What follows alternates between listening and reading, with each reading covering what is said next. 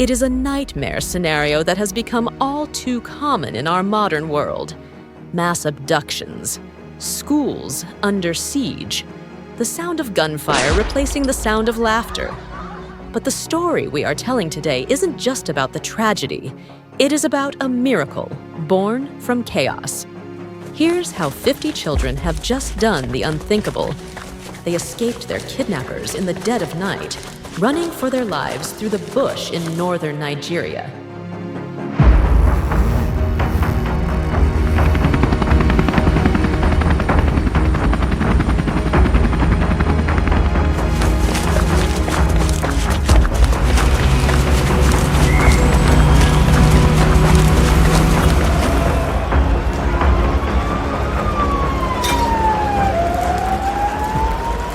But over 260 of their classmates are still missing. In the early hours of Friday morning, armed men stormed St. Mary's Catholic School in Papiri, a quiet village in Niger State. It was around 2 a.m. when they broke in, fired shots into the air, and dragged 315 children and 12 teachers from their dormitories. Families woke up to find beds, empty uniforms scattered, and the school eerily silent. One parent told the BBC, "I just want them to come home." Another parent said, "Everybody is weak. It took everybody by surprise." According to Christian groups involved in the case, around 50 students managed to escape between Friday and Saturday. They fled their captors in a brave and risky attempt. Those 50 children are now back with their families, but their relief is mixed with guilt and fear for the friends left behind. A massive military-led search and rescue operation is underway.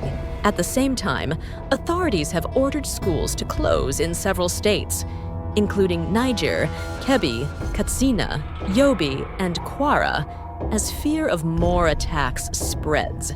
Nigeria's president has announced the recruitment of 30,000 additional police officers and even pulled officers away from VIP protection details to protect ordinary people in vulnerable remote areas instead. And this isn't an isolated case. Just days earlier, more than 20 schoolgirls were kidnapped from a boarding school in Kebbi State. In Kwara State, 38 people abducted from a church service were freed on Sunday after 2 worshippers were killed in the attack. Nigeria has been here before.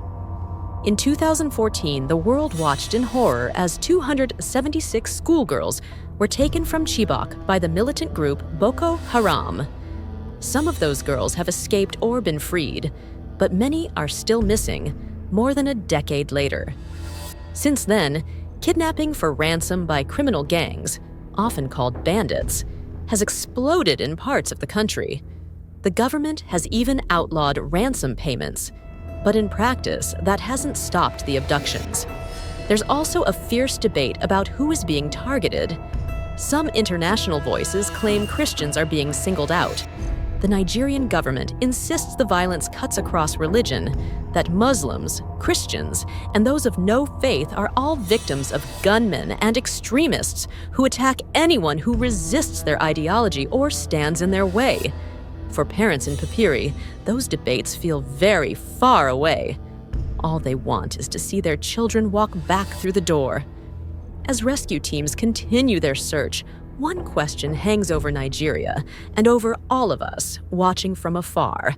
How many more children have to disappear before schools are truly safe? If you want to follow this story and others like this, make sure to hit like, share, and subscribe.